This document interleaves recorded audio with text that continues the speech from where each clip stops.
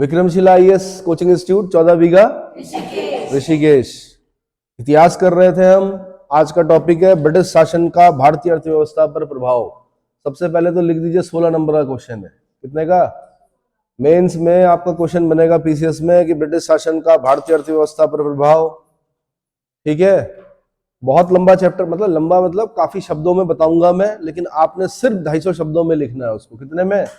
इसलिए पूरे चैप्टर को देख के घबराना नहीं है कि इतना सारा लिखना है। इतना सारा नहीं लिखना होता है, मेन चीजें लिखनी होती है।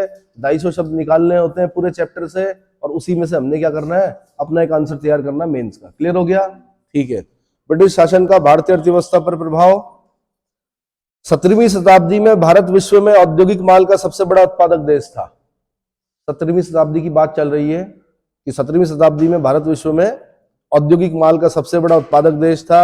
यहां से मुख्यतः सूती और रेशम कपड़े, मसाले, नील, शक्कर, औषधियां, कीमती रत्न और दस्तकारी की वस्तुओं का बाहर के देशों को निर्यात किया जाता था। देखिए, लिखने का तरीका यही होता है कि पहले क्या था, जब ब्रिटिशर्स आए उसके बाद उन्होंने अपनी किन नीतियों को यहाँ पर क्या किया, इंप्लीमेंट किया, उसके बाद उसका क्या प्रभाव पड़ा। ठीक है, तो पहले आपने पहले का बताना है कि देखो 17वीं शताब्दी में क्या है, भारत विश्व में औद्योगिक माल का सबसे बड़ा उत्पादक देश है। यहाँ से चीजें क्या जा रही हैं, बाहर जा रही हैं। कौन कौन सी चीजें जा रही हैं, सारी नहीं लिख सकते, कुछ कुछ लिख दो। जैसे सूती और रेशमी कपड़े, सूती और हमारे सूती कपड़ों की भूरी भूरी प्रशंसा की जाती थी विदेशों में। पहले विदेशों में जो सूती कपड़ा पहनते थे वो हमारे देश का पहनते थे, हमारे बुनकर बनाते थे उनको। हमारे देश का जो कॉटन होता था उसको यहीं पर सूत काता जाता था, उसको बनाते थे, रंगते थे।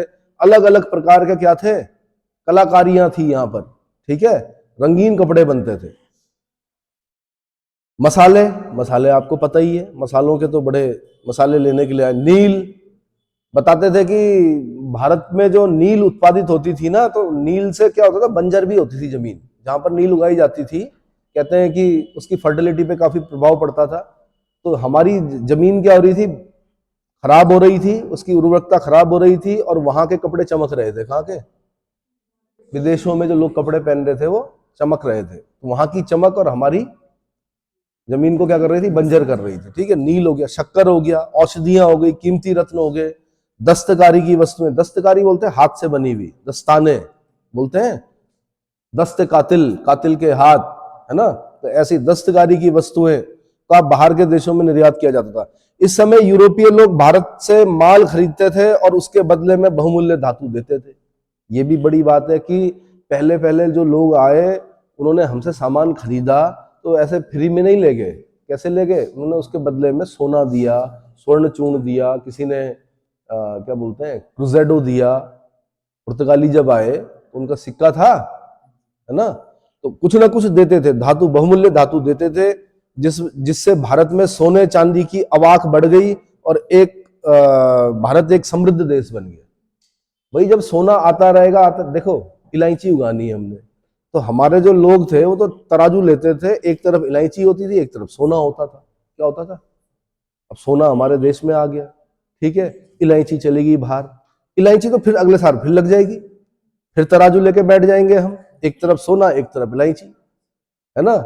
काली मिर्च, काली मिर्च हो गया, यवन प्रिया जिसको बोला गया है, प्राचीन उसमें भारत में पढ़ा होगा आपने, यवन प्रिया, काली मिर्च लेके जा रहे हैं। तो सोचो ना, हमारे यहाँ तो हर साल फसल हो रही है उसकी, मसाले हो रहे हैं, और उसके एवज में क्या आ रहा, सोना और चांदी आ रहा है। क्या आ रहा है? तो भारत तभी तो सोने की चिड़िया बना, सोना आता गया, बढ़िया। मुगल बादशाह औरंगजेब की मृत्यु के बाद भारत में अनेक ऐसे कारण सक्रिय हो गए जिससे यहाँ के व्यापार और वाणिज्य में गिरावट का दौर शुरू हो गया। 1707 में औरंगजेब की मृत्यु होती है, उसके बाद देखा जाता है कि व्यापार और वाणिज्य में क्या गिरावट का दौर शुरू हो गया। उत्तरवर्ती मुगल शासकों द्वारा तत्कालीन यूरोपियों को दी गई उदारता पूर्वक रियायतों ने स्वदेशी व्यापारियों के हितों को नुकसान पहुंचाया, जिससे यहाँ के घरेलू उद्योग क्या हुए, प्रभावित हुए। मैंने कहा नहीं, बाद में बेवकूफ फर्रुखसियर सुनहरा फरमान दे रहा है, हैमिल्टन उसका इलाज कर रहा है, फोड़े का इलाज कर रहा है, वो सही हो रहा तो खुश होके क्या कर दिया, उनको सुनहरा फरमान दे दिया कि बिना चुंगी के कोई दिक्कत नहीं भाई, तुम व्यापार करो। तो यार तुमने उनको रियायतें दे दी और हमारे जो व्यापारी हैं उनको क्या हो गया, उनको नुकसान नहीं होगा। एक तो क्या कर रहा है, चुंगी दे के पार कर रहा है, और एक बिना चुंगी दिए पार कर रहा है। तो जो चुंगी दे के पार करेगा भारतीय व्यापारी, उसका सामान महंगा होगा, और जो बिना चुंगी दिए होगा उसका सामान क्या होगा, सस्ता होगा। होगा कि नहीं होगा? तो मुगल बादशाह औरंगजेब की मृत्यु के बाद ये उत्तरवर्ती मुगल शासकों द्वारा तत्कालीन यूरोपियों को, उस समय के यूरोपियों को दी गई उदारता पूर्वक रियायतों, रियायत समझते हैं ना, रियायतों ने स्वदेशी व्यापारियों के हितों को नुकसान पहुंचाया, जिससे यहाँ के घरेलू उद्योग क्या हुए, प्रभावित हुए। प्लासी का युद्ध 1757 और बक्सर का युद्ध 1764, इनके बारे में बताने की जरूरत नहीं है, इससे पहले वाली क्लास में मैं बता चुका हूं। ठीक है, बक्सर के युद्ध के बाद अंग्रेजों ने बंगाल की समृद्धि पर अपना पूरा अधिकार जमा लिया। भाई आप पढ़ते हैं इलाहाबाद की संधि पढ़ते हैं, उसके बाद 1765 में क्या हुआ, बंगाल बिहार उड़ीसा की दीवानी मिल गई, है ना। तो मैं, आप इस चीज को, कंसेप्ट को समझो, पहले के लोग जो आ रहे हैं वो सोना चांदी लेके आ रहे हैं, यहाँ से मसाले जो भी चीज ले आ रहे हैं उसके एवज में क्या दे रहे हैं, कुछ ना कुछ दे रहे हैं। ऐसा हमने एंशिएंट में भी पढ़ा है। 78 एडी में, 78 एडी की बात बता रहा हूं मैं, उस समय का प्लिनी है, प्लिनी रोमन इतिहासकार है, वो रोता है कि क्या हो गया कि मेरे देश का सारा सोना कहां आ गया, भारत आ गया कि, है ना। और उसके एवज में हम क्या दे रहे हैं उसको, मलमल दे रहे हैं। क्या दे रहे हैं, मलमल। बंगाल की मलमल बड़ी प्रसिद्ध थी। मलमल ऐसे कि पूरा थान जो है अंगूठी से निकल जाए, इतना बारीक कपड़ा। वो कह रहा मेरे देश में नैतिकता को खतरा हो गया, क्योंकि वहां की महिलाएं जो है वो क्या पसंद कर रही हैं, मलमल पसंद कर रही हैं। वहां नैतिकता को खतरा उत्पन्न हो गया और सारा सोना मेरा कहां आ गया, भारत आ गया। तो ऐसा कई इतिहासकार ऐसा अलग अलग समय में लिखते हैं। लेकिन क्या हुआ, इन्होंने, अंग्रेजों ने क्या किया, देखो कितनी चालाकी से, इन्होंने दीवानी ले ली, दीवानी का अधिकार मिल गया, हमारी जमीन के मालिक बन गए, हमारी जमीन पर हमसे टैक्स वसूल किया। क्या किया, टैक्स वसूल किया। टैक्स वसूल करके मोटा टैक्स लिया जैसे बोलते हैं, और हमारे उत्पादों को उसी टैक्स के एक छोटे से भाग से क्या किया, खरीदा। भाई जैसे कपास है, माना कपास को क्या किया इन लोगों ने, खरीदा। खरीद कर कहां भेजा इन्होंने, अपने देश में भेजा। वहां आपको पता ही है कि वैज्ञानिक आविष्कार हो चुके थे, पावर लूम बन चुका था, कई चीजें बन गई थी, मशीनों पे धागा, मशीनों पर कपड़ा, सिले सिलाए वस्त्र फिर हमारे देश में आके क्या कर रहे थे, बेच रहे थे। अन्य चीजें भी बनाकर बेच रहे थे। यहाँ पर क्या कर रहे थे, बनाकर बेच रहे थे। तो जो थोड़ा बहुत पैसा पहले हमने टैक्स दे दिया, जो थोड़ा बहुत पैसा था वो हम क्या करते थे, खरीदने में खर्च कर देते थे। तो क्या हो रहे थे, हम गरीब हो रहे थे। ये मैंने पहले भी बताया होगा आपको। भारतीयों की समझ में नहीं आया कि यार, दादाजी बोलते थे कि सोने की चिड़िया है, हम इतने गरीब क्यों हो गए भाई, हम तो बहुत गरीब हैं, सोने की चिड़िया गई कहां वो। तो पता चला कि सोने की चिड़िया कहां चली गई, और टेम्स, मतलब गंगा यमुना के दोआब से स्पंज की तरह क्या किया, सोखा, और टेम्स नदी में जाके क्या कर दिया, निचोड़ दिया सारी समृद्धि को। टेम्स मतलब लंदन, लंदन जो है टेम्स नदी के किनारे है। और हमारा देश की जो समृद्धि है वो गंगा यमुना के दोआबों में क्या थी, बसती थी। दक्षिण भारत भी था, बट गंगा यमुना के दोआबों से सारी चीज कहां, वो समृद्धि वहां जा रही थी। किसकी समझ में आया सबसे पहले, तो वहां तक नहीं जाना चाहूंगा पर फिर भी बता दूं, दादा भाई नौरोजी की समझ में आया। Poverty and un-British rule in India नामक किताब लिखी उन्होंने बताया कि देश गरीब क्यों हो रहा है। क्या, England, India debts to England, England debts to India करके कुछ पैम्पलेट था, उसमें लिखा उन्होंने। तब उन्होंने नेशनल इनकम निकाली, मतलब प्रति व्यक्ति आय निकाली उस समय के लोगों की, पता चला बहुत कम थी। समझ में आया, ठीक। आज भी कौन से देश समृद्ध हैं, जो क्या कर रहे हैं, उत्पादन कर रहे हैं। उत्पादन या तो सेवाओं का उत्पादन या वस्तुओं का उत्पादन, उद्योग जहां पर है वो देश समृद्ध हो रहे हैं। जैसे चाइना, उद्योग है, हम लोग सर्विस में ठीक है, इसमें है। और मैंने कहा हमने एक ही गड़बड़ कर दी कि हम प्राइमरी सेक्टर से सीधे कहां गए, टर्सरी सेक्टर में, मतलब गए सेकेंडरी सेक्टर से होते हुए गए। लेकिन बीच में हम लोग पढ़ते थे कि यार सिक इंडस्ट्रीज, इंडस्ट्रीज क्या हुई है हमारे यहाँ, सिक हुई है। सिक मतलब बीमार हुई है और उसके बाद मर गई है। बेस्ट एग्जांपल आपके सामने आईडीपीएल, ऋषिकेश वीरभद्र। आईडीपीएल इतनी बड़ी कंपनी, इतनी बड़ी फैक्ट्री, क्या हुई, सिक हुई, सिक होकर क्या हुई, मर गई, मर गई। तो मर गई तो क्या हुआ, जो इस ऋषिकेश की जो समृद्धि थी उस पर क्या क्या प्रभाव डाला उसने। जब तक वो थी तो कम से कम 1-2 करोड़ रुपए जो क्या आता था, सैलरी आती थी ना। अलग अलग प्रदेशों के लोग वहां पर क्या करते थे, जॉब करते थे, उनकी सैलरी आती थी। सैलरी आएगी जब उनके पास, तो वो क्या करेंगे, या तो बैंक में जमा करेंगे या खर्च करेंगे। तो खर्च करने कहाँ आएंगे, वो मार्केट में आएंगे ना, ऋषिकेश मार्केट में आएंगे। तो आप ये सोचो कि मार्केट में 1-2 करोड़, मैं एक एग्जांपल दे रहा हूं कि इतनी अगर वहां सैलरी आती होगी उस जमाने में, बहुत सारे वर्कर थे, वो सब कहां पर खर्च करते थे, मार्केट में करते थे। मार्केट में क्या थी, समृद्धि थी। अचानक से आईडीपीएल बंद हो गई तो 2 करोड़ रुपए इस बाजार से क्या हो गया, पलायन कर गया। क्या कर गया, पलायन कर गया। तो क्या हुआ, एकदम से बिजनेस क्या हो गया, ठप हो गया। चला, थोड़ा बहुत चला, जहां ये समझो कि जहां 10 चीजें बिकती थी, अब वहां पर एक ही चीज बिकने लगी। क्या होने लगी, समझ में आ रहा है समृद्धि कैसे आती है और कैसे जाती है। तो ये एग्जाम्पल दे रहा हूं। तो हमने क्या किया, सर्विस में अच्छा कर दिया, सर्विस सेक्टर में। शायद हमने पढ़ा था कि जिस देश का सर्विस सेक्टर जितना ज्यादा जीडीपी में जितना ज्यादा योगदान होगा, वो उतना समृद्ध माना जाएगा, माना जाता है। सर्विस सेक्टर में जिसका परसेंटेज ज्यादा है जीडीपी में, ग्रॉस डोमेस्टिक प्रोडक्ट में, तो समझो कि वो देश समृद्ध है। जैसे अमेरिका है तो उसका एग्रीकल्चर का परसेंटेज खाली मेरे ख्याल से 2% होगा। और 2% का मतलब ये नहीं है कि वहां होता ही नहीं, कुछ होता है, अथाह होता है, इतना होता है कि इंटरनेशनल मार्केट में कंट्रोल करने के लिए प्राइसेस को समुद्र में भी फेंकना पड़ता है। गेहूं को क्या करना पड़ता है, बांटने के बाद भी क्या करना पड़ता है, फेंकना पड़ता है, डंप करना पड़ता है उसको समुद्र में, ठीक है। लेकिन क्या, लेकिन उसका जो एग्रीकल्चर का योगदान है वो कितना है, 2% है खाली। सर्विस का अच्छा है, इंडस्ट्रीज का अच्छा है, चाइना का देख लीजिए आप, भारत भी कर रहा है, प्रयास कर रहा है, ठीक है। अगर आप इस बार का क्या पढ़ते हो, आर्थिक सर्वेक्षण पढ़ते हो, तो आप देख रहे हो कि विश्व के तेजी से बढ़ती हुई अर्थव्यवस्थाओं में हमारा देश चल रहा है।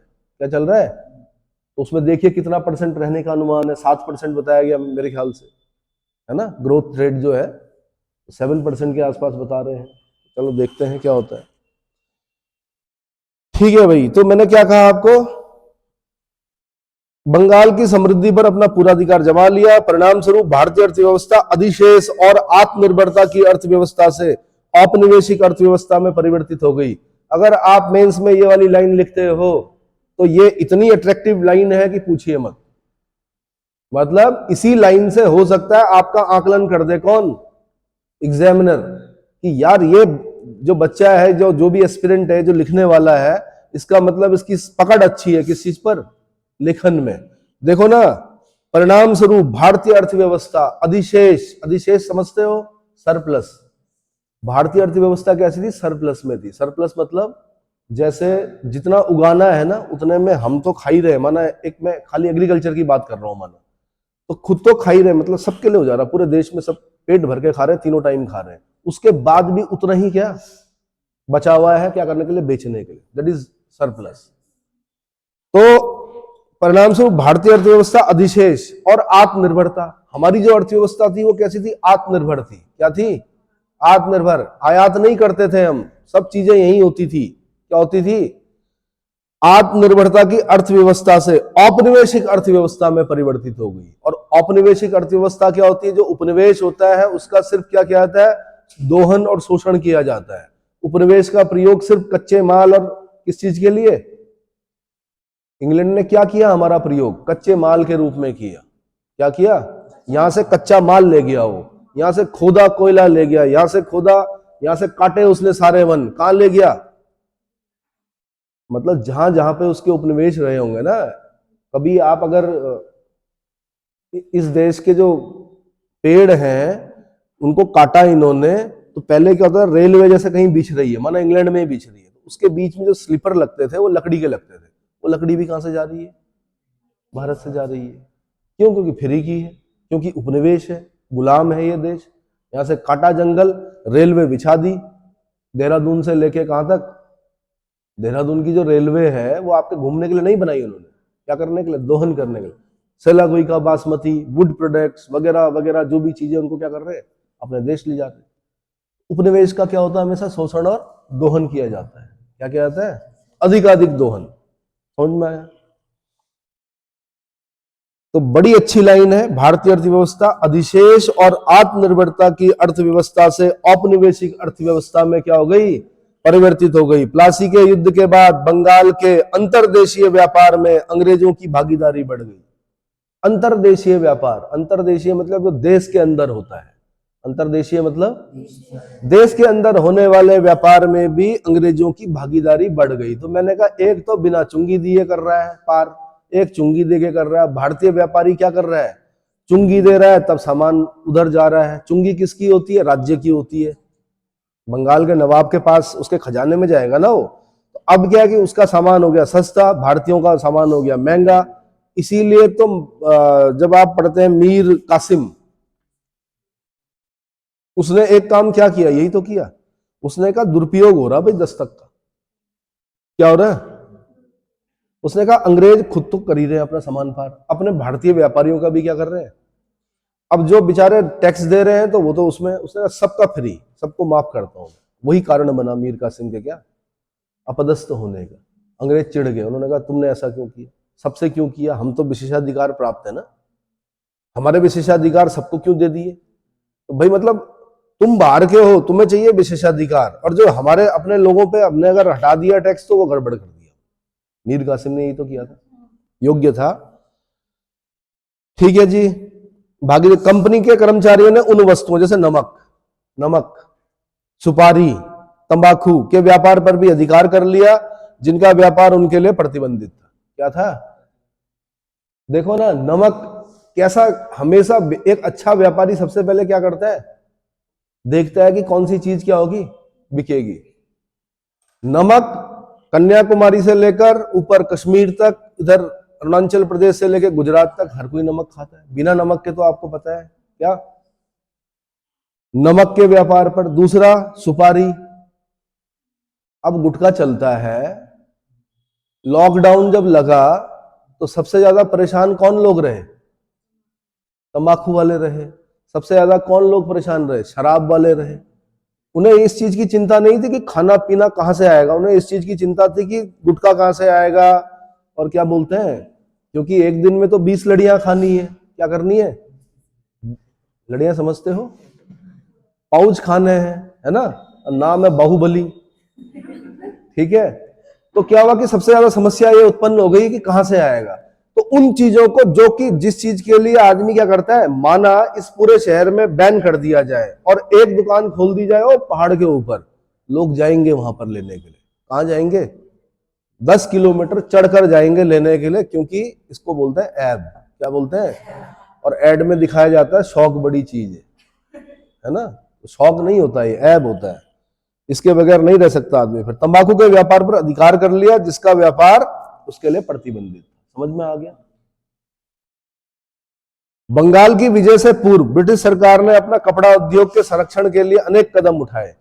1700 ईस्वी में भारत में आने वाले रंगीन एवं छपे हुए वस्त्रों के प्रयोग पर प्रतिबंध। देखो ना, इंग्लैंड ने क्या किया, अपने कपड़े बिकवाने के लिए प्रतिबंध लगा दिया। भारत से जो सूती कपड़े आ रहे थे, रंगे हुए छपे हुए बड़े सुंदर, हमारे यहाँ तो छापते थे ऐसे करके ठप्पा लगा कर, क्या सुंदर वस्त्र बनते थे, उन पर प्रतिबंध लगा दिया ताकि हमारा कपड़ा क्या किया जाए, खरीदा जाए। किसका, हमारा मतलब अंग्रेजों का।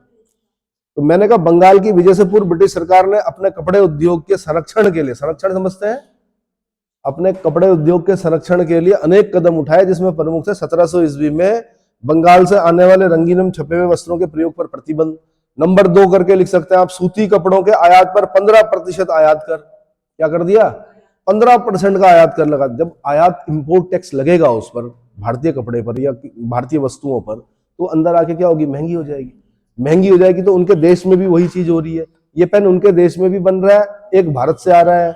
ये पेन उनके देश में 1 रुपए का है, और ये चलो 1 रुपए नहीं 100 रुपए का है, और ये भारत से जो आ रहा है वो ये भी 100 का है, लेकिन 15% क्या लग गया इस पे, 115 रुपए का हो गया। कौन सा लोगे, जो अपने देश में बन रहा। तो संरक्षणवाद बोलते हैं इसको। क्या बोलते हैं, हाँ, ट्रंप ने भी किया था कुछ ऐसा, अपने देश के व्यापार को संरक्षित करने के लिए उसने क्या किया, कई प्रयोग किए उसने इस प्रकार के। ठीक है, तो भारत से आने वाले रंगीन एवं छपे हुए वस्त्रों के प्रयोग पर प्रतिबंध लगा दिया। सूती कपड़ों के आयात पर 15% का आयात कर लगा दिया। 1720 ईस्वी में भारतीय रेशमी एवं छपे हुए रंगे हुए वस्त्रों के प्रयोग पर इंग्लैंड में प्रतिबंध लग गया। देखो ना, क्या प्रतिबंध लग गया कि भारतीय रेशमी और छपे हुए रंगीन जो वस्त्र हैं उनके प्रयोग पर प्रतिबंध। गांधी जी ने क्या किया, यही तो किया। गांधी जी प्रतिबंध लगा तो सकते नहीं थे, वो तो सरकार नहीं थे ना, लेकिन अपने आप में सरकार थे। गांधी जी ने क्या किया, लोगों के मन में भर दिया। क्या भरा, कि विदेशी वस्त्रों का परित्याग करो। हालांकि बंगाल विभाजन के बाद स्वदेशी मूवमेंट चल चुका था। स्वदेशी मूवमेंट में बोल दिया गया था कि विदेशी वस्तुओं का क्या बहिष्कार, विदेशी वस्तुओं का कब हुआ था, बंगाल विभाजन 1905 में। उसके बाद स्वदेशी मूवमेंट चला, देशभक्ति की भावना पैदा की गई। वंदे मातरम गाया बच्चे ने, बच्चे बूढ़े और जवान जितने भी थे सब क्या करते थे, वंदे मातरम गाते थे। गांधी जी ने उसी प्रयोग को आगे बढ़ाया। अपने जो उनके आंदोलन देखते हैं आप, उसमें क्या कानून है कि विदेशी वस्त्रों का क्या करो, परित्याग करो, खुद चरखा चलाओ, खुद सूत कातो, खुद क्या करो, कपड़ा बनाओ, है ना। और मतलब ये हो गया था कि जो देश से प्रेम करता है वो खादी पहनेगा। खादी का प्रचार किया उन्होंने, क्या किया, खादी का प्रचार। लोगों ने पहनी खादी, क्या पहनी, खादी पहनी। तो अगर माना कोई कोट पैंट और टोप में आ गया, क्या बोलते हैं, हैट में आ गया, अगर उसको अच्छी निगाहों से नहीं देखा जाता था। ये माना जाता था कि ये अंग्रेजों का, कितना भी अमीर रहा होगा, होता है ना कई बार, पैसा सब कुछ नहीं होता है, रिस्पेक्ट होती है मेन चीज। वो कोट पैंट में है, सब कुछ है, बढ़िया टाई वाई लगा रखी, लेकिन उसको देखकर क्या करते थे लोग, जो खादी पहनता था उसे माना जाता था कि हाँ भाई ये गांधी जी के साथ है, ये क्या है, देश के साथ। समझ में आ रहा है। तो क्या हुआ, नुकसान हुआ वहां पर, कहां पर, जितने भी इंडस्ट्रियलिस्ट थे उनको नुकसान हुआ, मार्केट खत्म हो गया भारत में, लोगों ने पहनना छोड़ दिया, होलियां जलाई गई, किसकी, वस्त्रों की, विदेशी वस्त्रों की। तो अंदर से लाए लोग और उनको क्या कर दिया, जलाया, इसलिए ताकि कोई दूसरा ना पहने, जलाई दो इसको, ये बाहर का कपड़ा है। समझ में आया। सोचो कैसा टाइम रहा होगा। जब गांधी जी की वो देखते हो ना, मतलब जो उस समय की डॉक्यूमेंट्रीज जो बनी हुई हैं, उसमें देखते होंगे आप, महिलाएं भी एक सामान्य सी वो पहनी हुई हैं, बहुत अच्छे कपड़े नहीं पहने हुए। क्यों नहीं लगते वो अच्छे, क्योंकि हाथ से बने हुए कपड़े हैं। क्या है, हाथ से बने हुए कपड़े हैं, ज्यादा उन पर काम नहीं किया गया। गांधी जी वैसे भी क्या बोलते थे, स्वच्छता पर ध्यान देते थे, बोलते कपड़ा साफ होना चाहिए, कोई दिक्कत नहीं है, 2 जोड़ी बहुत होते हैं, ठीक है। अच्छा जी, फिर क्या हुआ, भारत पर शासन करने वाले पूर्व विजेताओं और अंग्रेजों के मध्य महत्वपूर्ण अंतर यह था। अब देखो, एक अंतर मैं आपको बताता हूं क्या हुआ। भारतीयों को आदत थी अपने राजा को देखने की, किसकी, झरोका दर्शन में आ रहे हैं, बीच में एक बार झलक दिखा दिखा रहे हैं, है ना। और भारतीयों को पता था कि ये हमारा राजा है। अब जब ब्रिटिशर्स आए तो भाई क्राउन हमारा राजा हो गया एक तरह से, लेकिन कहां बैठा हुआ, इंग्लैंड में, हमने शक्ल ही नहीं देखी। रानी है कि रानी है, अरे भाई कैसी है वो रानी। बीच बीच में आते भी थे वो लोग, तो आते थे तो कौन सा, आम लोगों के बीच में आते थे। वो तो आते थे, दिल्ली दरबार लगता था, अपना खाना पीना नाचना गाना हुआ, उसके बाद चल दिए वो, है ना। तो भारतीय लोग, अब ये भारत पर शासन करने वाले पूर्व विजेताओं एवं अंग्रेजों के मध्य महत्वपूर्ण अंतर यह था कि जहां पूर्वकालिक विजेता धीरे धीरे भारतीय जीवन के अंग बन गए थे। भारत की एक विशेषता है, जितने भी लोग आते हैं, अलेक्जेंडर आता है बहुत पहले आता है, बिफोर क्राइस्ट में, अंदर आता है, छत्रप प्रणाली को वो करता है, स्टेब्लिश करता है। यहाँ पर जहां जहां पर जीतता वहां वहां पर गवर्नर यानी छत्रप नियुक्त करता है। उसके बाद वापस जाते हुए इराक बेबीलोन में मर जाता है। जो छत्रप जहां पर है वो वहीं पर क्या बन जाता है, राजा बन जाता है भारतीय सीमाओं पर। उनको बोलते हैं फिर हिंद यवन, क्या बोलते हैं, इंडो ग्रीक्स। और वो धीरे धीरे धीरे करके क्या बनते हैं, यहीं के निवासी बन जाते हैं। पाकिस्तान में कई लोग होंगे जो यूनानियों की संतान होंगे, क्या होंगे, क्योंकि वो बाद में क्या हो गए, हिंद यवन हो गए, बाद में वो कब हिंद हो गए कुछ पता ही नहीं चला होगा। इसीलिए कभी फीचर्स देखना, अगर लंबे चौड़े सुनहरे बाल हैं, कोई छोटा बच्चा किसी का सुनहरे बाल है, समझ लीजिए उस पर क्या है, ग्रीक इंपैक्ट, मतलब ग्रीक वो आ रहा है क्या, समझ में आ रहा है कि नहीं। मतलब अगर उनका ट्री निकाला जाए, फिर ऐसे करते करते पंजाब वाला प्रांत इधर ऐसे शक आए, कुषाण आए, कुई स्वांग, कुषाण मतलब कुई स्वांग बोलते हैं उनको, वो आए, सबके सब अंदर। कुषाण तो यहां भी होंगे, श्यामपुर में भी मिल जाएंगे, हो सकता है कनिष्क के वंशज हो कोई, क्योंकि उसका क्षेत्र है, वीरभद्र हो गया, श्यामपुर हो गया, सब कुषाणों का क्षेत्र है, मथुरा तक कुषाणों का क्षेत्र है, पाकिस्तान में कुषाणों का क्षेत्र है। वो भी आए, वो भी समाहित हो गए। इस देश की संस्कृति की सबसे बड़ी विशेषता है, जितने भी आए वो अंग बन गए, ये नहीं बन पाए। क्यों नहीं बन पाए, इवन मंगोल आए भाई, मंगोल कौन आए, जलालुद्दीन फिरोज खिलजी के समय में आए, किसके समय, जलालुद्दीन खिलजी के समय में आए, ठीक है। मंगोलों ने आक्रमण किया, जलालुद्दीन खिलजी ने कहा यार आप एक काम करो, मैं वैवाहिक संबंध स्थापित करता हूं आपके साथ, नेता को बोला आप एक काम करो दिल्ली में रहो। 2000 मंगोलों को जगह दे दी, मंगोलपुरी बोलते हैं उनको। उन्हें कहा इस्लाम कबूल करो और यहीं रह लो। तो उन्होंने कहा यार इससे बढ़िया गोबी डेजर्ट की रेत में मरने से अच्छा है कि दिल्ली जैसा शहर, अब का दिल्ली अलग है तब का दिल्ली अलग, लेकिन दिल्ली दिल्ली था भाई पहले भी, ठीक है। उन्होंने कहा बढ़िया है, मंगोलपुरी बस गया, मंगोल भी समाहित हो गए। वो कब यहाँ के मुस्लिम बन गए उन्हें खुद पता नहीं चला। आज भी उनके वंशज है, फीचर्स उनके मंगोल फीचर्स हैं, लेकिन है कैसे, मुस्लिम है। समझ में आया, धर्म बाद में आया, लेकिन जो ट्री है अगर उसको आप देखेंगे तो कहीं ना कहीं आप पाएंगे कि आर्यों की ही संतानें हैं, ईरान तक। कहां तक? अंतर इतना है कि हम ऋग्वेद, यजुर्वेद और क्या शाम वेद लेकर आए, वो उन्होंने जैन अवस्था लिख दी। जैन अवस्था ऋग्वेद को दोनों को साथ रख के पढ़ना तो काफी चीजें समानता मिलेगी आपको। आप टर्की तक जाओगे तो टर्की में भी आपको बुगाज को ये अभिलेख मिलेगा, वहां पर भी आपको वरुण, इंद्र, मित्र और नासात्य जैसे देवताओं के क्या मिलेंगे? उल्लेख मिलेंगे। तो मेन होती है प्रजाति, धर्म बाद में इंपोज किया जाता है, कुछ अपने मन से वो करते हैं, कुछ जबरदस्ती क्या करते हैं, कन्वर्टेड होते हैं। धर्म बाद में आया, लेकिन अगर देखा जाए तो क्या है, संतानें जो है वो उन्हीं की चल रही है। इतना समझ में आया? ठीक। फिर क्या हुआ भाई, जहां पूर्वकालिक विजेता धीरे धीरे भारतीय जीवन का अंग बन गए, वहीं अंग्रेज विजेता भारत का अभिन्न कभी नहीं बन सके, कभी नहीं बन सके, जिसका भारतीय अर्थव्यवस्था पर दूरगामी प्रभाव पड़ा। अब बनते भी कैसे भाई, बिल्कुल ही अलग थे वो, उनकी स्किन इतनी गोरी थी कि वो अलग ही दिखते थे, है ना। उनके कपड़े अलग, हालांकि आज तो हमारे बैंड वाले पहनते हैं वैसे कपड़े जो उनके वाइसरॉय पहनते थे। जिस तरह के कपड़े उनके वाइसरॉय पहनते थे, आज शादियों में देखा होगा जो बैंड बाजे वाले होते हैं उनकी ड्रेसेस सेम होती है, ठीक है ना। देखो ना, हमने कितना उनको क्या किया, गिरा दिया।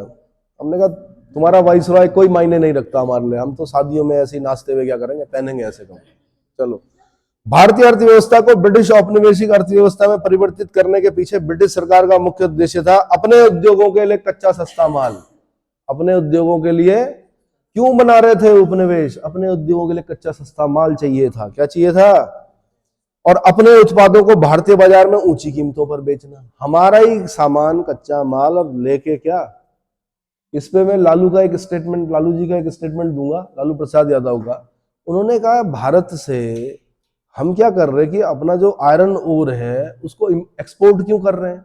हालांकि कुछ इंटरनेशनल लॉज होते हैं कि जिस देश में नहीं है वहां एक्सपोर्ट करना ही करना पड़ेगा हमें। पर लालू जी ने बोला कि यार हम रेल का पहिया बाहर से मंगा रहे, क्यों मंगा रहे? हम क्या मोड़ना नहीं जानते हैं, गोल बनाना नहीं जानते हैं, लोहे को गलाना ही तो है, गोली तो बनाना है। यहाँ लगाओ बिहार में, मेरे ख्याल से फिर व्हील जो रेल के जो पहिए होते हैं, व्हील वाला, एक्सेल, व्हील और एक्सेल की जो फैक्ट्री लगी वो बिहार में लगी कहीं पर, चेक कर लेना। छपरा में लगी क्या, देखना जरा, wheel and axle factory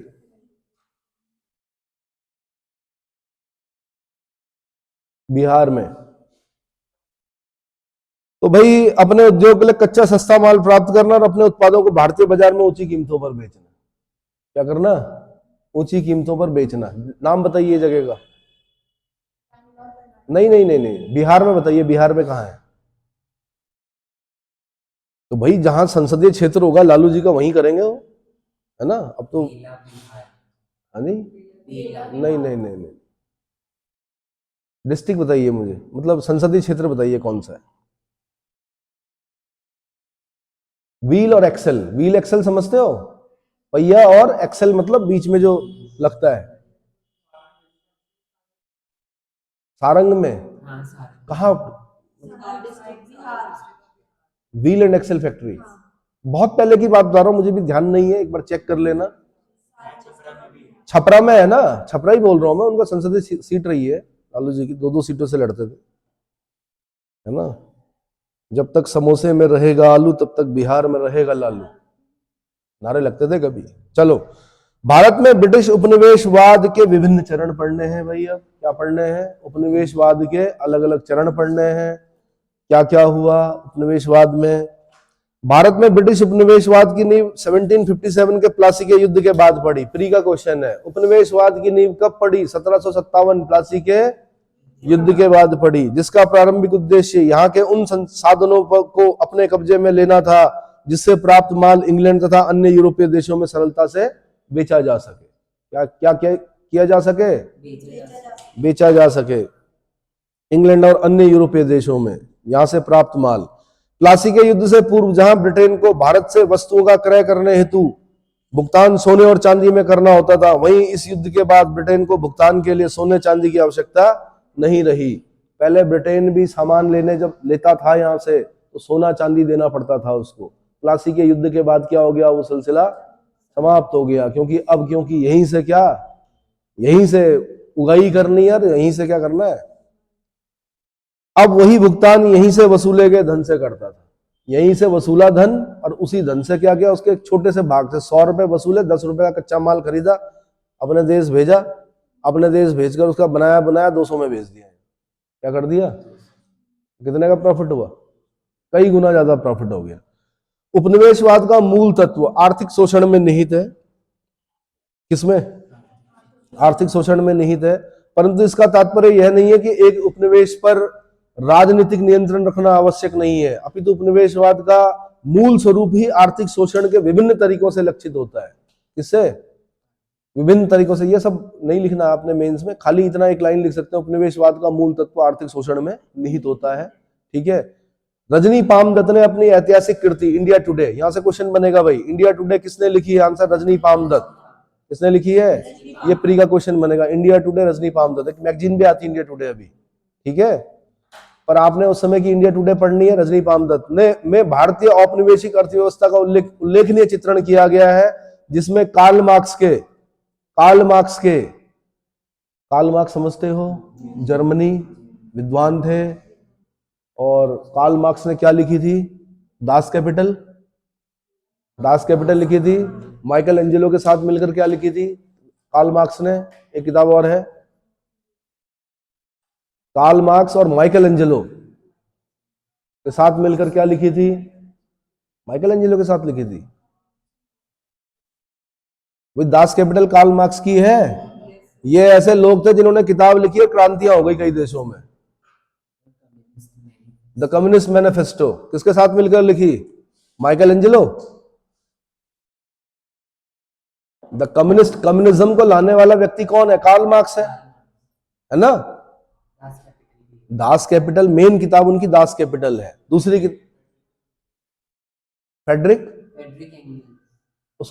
Michael Angelo तो चित्रकार है भाई। फेडरिक एंजल्स के साथ मिलकर क्या लिखी, द कम्युनिस्ट मैनिफेस्टो लिखी। किसने, कार्ल मार्क्स ने। कार्ल मार्क्स एक भारत में ब्रिटिश उपनिवेशवाद और आर्थिक शोषण एक किताब लिखते हैं कार्ल मार्क्स, क्या, भारत में ब्रिटिश उपनिवेशवाद और आर्थिक शोषण। तो रजनी पामदत्त ने अपनी इंडिया टुडे में भारतीय औपनिवेशिक अर्थव्यवस्था का उल्लेखनीय चित्रण किया, जिसमें कार्ल मार्क्स के 3 चरणों वाले सिद्धांत को आधार बनाया। इसको कार्ल मार्क्स ने 3 चरणों वाला सिद्धांत दिया था। और कार्ल मार्क्स की जब पुस्तकें पढ़ेंगे आप, तो वहां पर आपको पढ़कर यही पता चलेगा कि जितनी भी समस्याएं हैं वो पूंजीपतियों ने पैदा कर रखी है। किसने, इवन जनसंख्या भी जो बढ़ी है उसका दोष भी किस पर मढ़ते हैं, पूंजीपतियों पे। उन्होंने कहा ये पूंजीपति हैं जिनकी वजह से क्या हो रही है, जनसंख्या बढ़ती है। समझ में आया, क्योंकि आर्थिक शोषण करते हैं, बहुत सारी चीजें लिखी है उन्होंने। और क्या, निम्न वर्ग का क्या होता है, अति शोषण होता है, पाशविक जीवन व्यतीत करते हैं वो लोग, है ना। जो मजदूर होते हैं, फैक्ट्री के जो मजदूर होते हैं, फैक्ट्री मालिक क्या होता है, अमीर होता चला जाता है। मजदूर की स्थिति क्या, गरीबी के दुष्चक्र में फंस जाता है, और गरीबी के दुष्चक्र में जो फंसता चला जाता है फिर बाहर नहीं निकल पाता। ठीक है। तो 3 चरण याद करने आपने। सबसे पहले वाणिज्यिक चरण 1757 से 1813। 1757 इसलिए क्योंकि प्लासी का युद्ध हुआ। प्लासी के युद्ध के बाद मैंने बता दिया आपको औपनिवेशिक शासन शुरू हो गया ब्रिटिशर्स का। 1813 क्यों, 1813 क्यों मानते हैं कार्ल मार्क्स, इसलिए मानते हैं क्योंकि 1813 में एक एक्ट आता है, उसमें बोलते हैं कि भारत से ईस्ट इंडिया कंपनी के व्यापारिक एकाधिकार समाप्त किए जाते हैं। क्या किए जाते हैं, चाय और चीन को छोड़कर। यानी चाय का व्यापार अभी भी ईस्ट इंडिया कंपनी करेगी और चीन के साथ व्यापार ईस्ट इंडिया कंपनी करेगी। तो इसलिए 1813 को क्या किया गया, बेस माना गया कि 1757 से 1813 तक जो है चरण, वो क्या है, वाणिज्यिक या कॉमर्शियल चरण है। इतना समझ में आ गया कि नहीं आया। अच्छा, हम पढ़ तो लेते हैं कि व्यापारिक एकाधिकार समाप्त कर लिया, इसका मतलब क्या हुआ।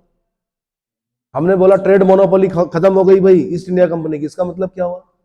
इसका मतलब ये हुआ कि आज तक देखो, जब हमने 1600 में पढ़ा था, महारानी ने ईस्ट इंडिया कंपनी को इतने वर्षों का अधिकार दिया, कहा आप पूर्व के साथ व्यापार कर सकते हो। ये इसका मतलब ये था कि सिर्फ ईस्ट इंडिया कंपनी ही यहाँ पर व्यापार कर सकती थी। जो भी चीजें खरीदेगी वो ईस्ट इंडिया कंपनी खरीदेगी, जो भी अन्य देशों में जाके बेचेगी वो कौन करेगी? ईस्ट इंडिया कंपनी करेगी। ठीक है जी। चाय के साथ बड़ा प्रॉफिट होता था, तो लालच नहीं होता कि यार हम मोनोपोली, ट्रेड मोनोपोली खत्म कर रहे हैं, लेकिन यार चाय को कैसे छोड़े, इससे तो बहुत ज्यादा क्या होता है। चाय वैसे भी गर्म ठंडे देशों के लिए है। किसके लिए है? ये अलग बात है कि आप जैसे गर्म देश के लोग भी सुबह उठते ही एक बड़ा गिलास, क्या 1-2 गिलास गटक जाते हो, बिना चाय के तो सुबह ही नहीं है। यहाँ पर आप लोगों के लिए नहीं है चाय, तो वहां बिकती थी चाय, कहाँ? ठंडे देशों में। चलो जी। इसके बाद क्या हुआ कि अब कोई भी अंग्रेज, कोई भी व्यक्ति वहां से आकर यहाँ आ सकता था, यहाँ सामान खरीद सकता था, उसको क्या कर सकता था? ट्रेड मोनोपोली खत्म होने का मतलब ये होता है। समझ में आया? या अन्य कोई ग्रुप जो है वो अपना एक छोटी सी कंपनी बनाकर वो यहां पर आकर सामान लेकर फिर वो भी क्या कर सकता था? क्यों? क्योंकि उनकी समझ में आ गया था, 1813 तक उनकी समझ में आ गया था व्यापार में उतना लाभ नहीं है जितना कि साम्राज्य स्थापित करने में। क्या? छोटा सा एग्जांपल दे देता हूं आपको, मैं एक मॉल दे देता हूं। क्या दे देता हूं? देहरादून का एक बढ़िया वाला मॉल आपके नाम पे करता हूं। एक ऑप्शन तो ये है। दूसरा ऑप्शन है आपको मैं उत्तराखंड का मुख्यमंत्री बना देता हूं। क्या क्या बनना पसंद करोगे? मॉल तो कई सालों तक रहेगा भाई, मुख्यमंत्री तो 5 साल तक रहोगे आप, क्या पता उसके बाद ना रहो, फिर भी मुख्यमंत्री बनना पसंद करोगे। क्यों भाई? बस सीधी सी बात है। तो 1757 से 1813 समझ में आ गया? अरे इतना समझ में आ गया। उसके बाद औद्योगिक मुक्त व्यापार, उसके बाद क्या? औद्योगिक मुक्त व्यापार। ये चलता है 1813 से 1858। चलो 1813 तो मान लिया हमने, 58 क्यों? अरे भाई 1813 मान लिया मैंने, 1858 क्यों? क्योंकि 1857 में रिवोल्ट होता है, विद्रोह होता है इस देश में, 1857 का विद्रोह है ना, first war of Indian independence. उसके बाद 58 में एक एक्ट आता है, उसमें बोलता है ईस्ट इंडिया कंपनी का व्यापार समाप्त। भारत से ईस्ट इंडिया कंपनी का शासन, व्यापार नहीं, शासन समाप्त किया जाता है, और जो भारत का शासन है वो ब्रिटिश क्राउन या ब्रिटिश संसद को दिया जाता है, यही बोलते हैं। इसलिए 1858 लिखा हुआ। यहां तक औद्योगिक मुक्त व्यापार का क्या चरण शुरू होता है, क्या मतलब चरण चलता है 1813 से 1858। तीसरा चरण आता है वित्तीय पूंजीवाद। वित्तीय पूंजीवाद, पूंजीवाद बोलते हैं कैपिटलिज्म को। किसको बोलते हैं? फाइनेंशियल कैपिटलिज्म, है ना। तो वित्तीय पूंजीवाद 1860 के बाद हम क्या देखते हैं? वित्तीय पूंजीवाद देखते हैं। अब इसमें क्या होता है? अब तक ब्रिटेन ने बहुत सारा धन संचय कर लिया, कहां? ब्रिटेन में। और जब धन संचय होता है तो क्या करते हैं? उसके बाद इन्वेस्ट किया जाता है उसको। जब आपके पास 1 करोड़ रुपए होंगे तो क्या करोगे आप? उसे पोस्ट ऑफिस में रख के ब्याज खाओगे क्या? नहीं, उसको डबल करने की सोचोगे। क्या सोचोगे? अभी सोच रहे होंगे कि 1 करोड़ आ जाता, किताबें विताबें सब एक तरफ फेंक के क्या करना था? पोस्ट ऑफिस में रखना था, इतने रुपए मंथली मिलेगा, बढ़िया बैठ के झूला लगा के, है ना। ऐसा लगता है लेकिन ऐसा होता नहीं है। 1 करोड़ रुपए आएगा, आप उसको डबल करने की क्या करेंगे? सोचेंगे, इन्वेस्ट करेंगे आप। ऐसे इन्होंने भी किया। फिर क्या किया? रेल पर इन्वेस्ट किया, रेलवे बिछाई इन्होंने। रेल क्यों बिछाई वो मैं बाद में बताऊंगा। आपके घूमने के लिए नहीं बिछाई, है ना, दोहन, अधिकाधिक दोहन करने के लिए, और उन सब सामानों को बंदरगाहों तक पहुंचाने के लिए और अधिक दोहन की प्रक्रिया शुरू हुई। मतलब इन्वेस्ट भी ऐसा किया कि जिससे क्या हो, दोहन की जो वो है वो क्या हो जाए, बढ़ जाए, है ना। चलो जी, उपनिवेशवाद के प्रथम चरण जिसकी अब देखो, पहले हमने 3 पार्ट कर लिए, फ्लो चार्ट में आपने 3 पार्ट जरूर याद रखना है। अब थोड़ा थोड़ा लिखना है, मैं तो ज्यादा बताऊंगा लेकिन आपने, मैंने कहा 250 शब्दों में लिखना है खाली। उपनिवेशवाद के प्रथम चरण जिसकी शुरुआत प्लासी के युद्ध के बाद होती है। ईस्ट इंडिया कंपनी ने भारतीय व्यापार पर पूर्ण रूप से कब्जा कर लिया। उपनिवेशवाद के प्रथम चरण में कंपनी ब्रिटेन तथा यूरोप के अन्य देशों को कम कीमत पर तैयार भारतीय माल का निर्यात कर अच्छी कीमत वसूलती थी। क्या करती थी? उपनिवेशवाद के इस चरण में बंगाल व अन्य प्रांतों से वसूले गए भू राजस्व के बचे हुए हिस्से से, बंगाल और अन्य प्रांतों से वसूले गए भू राजस्व, लैंड रेवेन्यू के बचे हुए हिस्से से भारतीय माल को खरीदा जाता था और उसे अन्य देशों में अच्छी कीमत पर निर्यात किया जाता था। क्या किया जाता था? निर्यात किया जाता था। उपनिवेशवाद के इस चरण में बंगाल व अन्य प्रांत, ये बता दिया मैंने।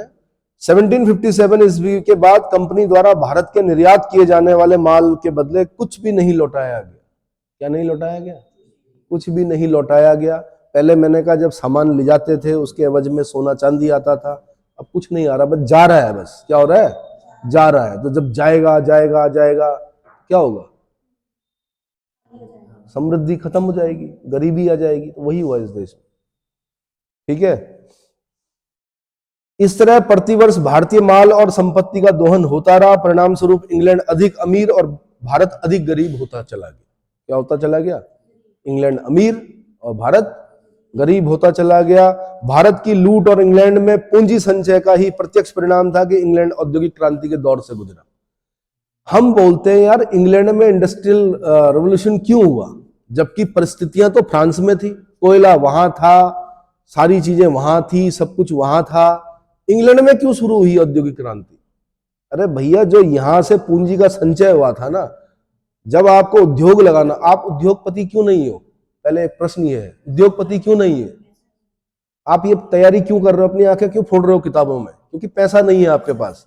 अभी 1 करोड़ रुपए आ जाए, अभी कुछ ना कुछ आप सोचेंगे बिजनेस सेटअप करने की या क्या। अभी 100 करोड़ रुपए आपके पास आ जाए तो आप बिल्कुल अंबानी के बगल में बैठ के क्या पूछ रहे होंगे उनसे कि क्या शुरू करूं, कौन सी इंडस्ट्री ऐसी है जिस पर क्या करूं, निवेश करूं। समझ में आया? मेन चीज सबसे पहले पूंजी चाहिए होती है। क्या चाहिए होती है? पूंजी संचय हो गया था इंग्लैंड में।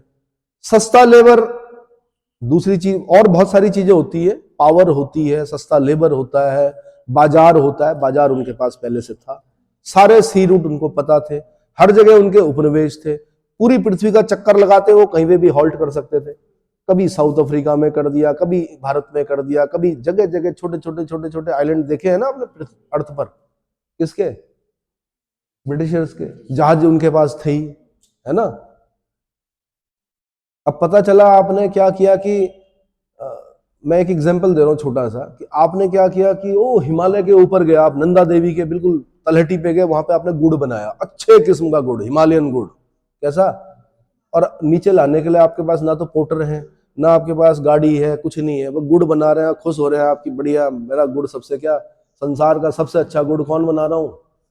हो जाएगा समृद्धि? नहीं होगी। तो बहुत सारी चीजें चाहिए होती। सस्ता लेबर, स्कॉटलैंड से उनको सस्ते लेबर मिल गए। किसको? क्योंकि जब इंडस्ट्री सेटअप होती है तो जितना भी पर्वतीय क्षेत्र होता है, ग्रामीण क्षेत्र होता है, उसका प्लान होता है किस तरफ? शहरों की तरफ। शहर बसते हैं फिर इंडस्ट्रीज की तरफ, रोजगार की तलाश में। किसकी तलाश में? रोजगार की तलाश में जाते हैं। वहां पर क्या होता है फिर? जमावड़ा शुरू होता है। तो आए, सस्ते लेबर भी मिल गए। क्या मिल गए? सस्ते लेबर मिल गए। तो इंडस्ट्रियलाइजेशन शुरू हुआ। तो मैंने कहा भारत की लूट और इंग्लैंड में पूंजी संचय का ही प्रत्यक्ष परिणाम था कि इंग्लैंड औद्योगिक क्रांति के दौर से गुजरा। आरपी दत्त, रजनी पाम दत्त भैया, कौन? वही इंडिया टुडे वाले। उनके अनुसार कंपनी ने 1757 से 1765 ईस्वी के बीच बंगाल के नवाबों से करीब 40 लाख पाउंड वार्षिक उपहार लिया। 40 लाख पाउंड का मतलब समझते हो? आज भी अगर 40 लाख पाउंड आपके पास है, गुणा 100 कर दो, रुपया आ जाएगा। कितना हुआ? बताओ भाई। इतना वार्षिक इन्होंने लिया बंगाल के नवाबों से। जल्दी बताओ भाई, 2 जीरो और लगाओ। कितना हुआ? अरे 40 लाख पाउंड रुपये में चेंज करो, 100 से गुणा करो, कितना हुआ? 40 करोड़ है? 4 करोड़। 4 करोड़ रुपए वार्षिक। अब जो भी है आप देख लेना वो करके, इकाई, दाई, सैकड़ा, हजार, 10,000, लाख, 10 लाख, करोड़, 10 करोड़, 40 करोड़ भाई, 40 करोड़, 40 करोड़ के आसपास सोच सकते हो आप। आज का 40 करोड़ रुपया, फिर बोल दूं, अगर आप लोगों को अभी दे दूं, अभी 5 मिनट बाद सब गायब हो जाएंगे, कोई नहीं दिखेगा इस क्लास में। हाँ, 5 मिनट ज्यादा बोल दिया। सही कहा आप। और पीछे मुड़ के देखेंगे भी नहीं आप। एक शिक्षक आपके साथ क्या कर रहा था, काफी दिनों से प्रयास कर रहा था कि आप अधिकारी बनो। यही है ना, इस दुनिया का भगवान है पैसा, तू भगवान है कैसा। चलो, अब कृषि पर प्रभाव। अब क्या? कृषि पर प्रभाव पड़ रहे हैं हम कि कृषि पर क्या प्रभाव पड़ा। ठीक है, ये छोटे छोटे क्वेश्चन बन सकते हैं कि भारतीय अर्थव्यवस्था पर प्रभाव में कृषि पर क्या प्रभाव पड़ा, उपनिवेशवाद के विभिन्न चरण क्या थे। तो अलग अलग करके तैयार करना है इनको, क्या करना, अलग अलग तैयार। अब कृषि पर प्रभाव, औपनिवेशिक काल से पूर्व भारतीय अर्थव्यवस्था कृषि जन्य अर्थव्यवस्था थी। भाई क्या थी, कृषि जन्य अर्थव्यवस्था थी। लेकिन अंग्रेजों ने यहाँ के परंपरागत कृषि ढांचे को नष्ट कर दिया और अपने फायदे के लिए भू राजस्व निर्धारण और संग्रहण के नए नए तरीके लागू किए। अरे यार, पहले कृषि जन्य अर्थव्यवस्था थी हमारी, ऐसा नहीं कि टैक्स नहीं देते थे, हम देते थे। कभी हम 1/6 देते थे, कभी मौर्य साम्राज्य में हमने क्या किया, 1/6 से 1/4 भी दिया, 1/8 भी दिया लुम्बिनी वालों ने। महात्मा बुद्ध जहां पैदा हुए थे, हिद्द बुद्धे जाते हिद्द भगवा जाते थी, है ना। मौर्य काल में भी टैक्स दिया हमने, गुप्त काल में भी टैक्स दिया, दे रहे थे, राजा को दे रहे थे, राजा बढ़िया चल रहा था। इन्होंने क्या किया, अंग्रेजों ने यहाँ की परंपरागत कृषि ढांचे को नष्ट कर दिया और अपने फायदे के लिए भू राजस्व निर्धारण और संग्रहण के नए नए तरीके क्या किए, लागू किए। तो वो जो भू राजस्व निर्धारण और संग्रहण के तरीके हैं ना, उन पर ध्यान देना है आपने, खासकर क्या करना है। यही वो तरीके थे जिसकी वजह से अकाल पड़े अंग्रेजों के समय में। अंग्रेजों के समय में अकाल इसलिए नहीं पड़े कि बारिश नहीं हुई, बारिश हुई भाई, बढ़िया हुई बारिश। आप भी देख रहे होंगे, जब से आप पैदा हुए हर साल बारिश देख रहे होंगे, पहले भी होती थी। अब तो बहुत पोल्यूशन है, फिर भी हो रही है, पहले भी होती रही होगी। अकाल 2 कारणों से बनते। पहले अकाल का मतलब समझ लीजिए, अकाल का मतलब जो पूर्ति होती है वो बाधित हो जाती है। क्या हो जाती है, सामान है, गोदामों में है, लेकिन वो मनुष्यों तक नहीं पहुंच रहा है, इसलिए क्या हो गया, अकाल पड़ गया। क्या पड़ गया, समझ में आ रहा। ऐसा नहीं कि समृद्धि नहीं थी, लेकिन क्या हो गया, सिस्टम गड़बड़ा दिया इन्होंने पूरा, और लोगों के पास तक वो नहीं पहुंच पाया, जिसकी वजह से अकाल पड़ा। ठीक है, यानी वस्तुओं और सेवाओं की पूर्ति जब ठप हो जाती है, माना एक पर्वतीय क्षेत्र है, सारे पुल टूट गए, इसीलिए देखा होगा आपने युद्ध के समय में पुलों को बचाया जाता है सेना के द्वारा। अगर पुल टूट गए, पूर्ति बाधित, खत्म, अकाल पड़ गया। समझ में आया। तो इनके समय के अकाल क्या है, इनकी गलत नीतियों के कारण पड़े। ठीक, बाद में दिखाने के लिए इन्होंने अकाल आयोग भी बनाए, फेमाइन कमीशन भी बनाए। 4 फेमाइन कमीशन मैंने याद करवाए थे आपको। साथ में मैंने बताया था कि गवर्नर जनरल भी याद करने, किस गवर्नर जनरल के समय कौन सा फेमाइन कमीशन, फेमाइन बोलते हैं अकाल आयोग कमीशन, ठीक है, जांच के लिए। तो भू राजस्व निर्धारण संग्रहण के नए नए तरीके लागू किए। प्लासी के युद्ध के पश्चात बंगाल की दीवानी प्राप्त करने के बाद कंपनी के गवर्नर जनरल वॉरेन हेस्टिंग ने 1772 में बंगाल में द्वैत शासन व्यवस्था को समाप्त करके फार्मिंग सिस्टम, इजारेदारी प्रथा की शुरुआत भू राजस्व वसूली के लिए की।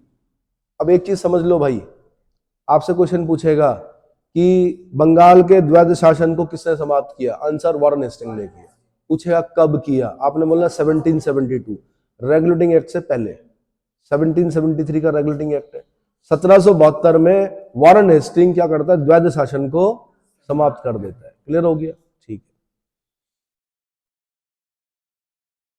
ठीक है, इजारेदारी, फार्मिंग सिस्टम, इजारेदारी प्रथा की शुरुआत भू राजस्व की वसूली के लिए। इजारेदारी का मतलब होता है भूमि को ठेके पर दिए जाना।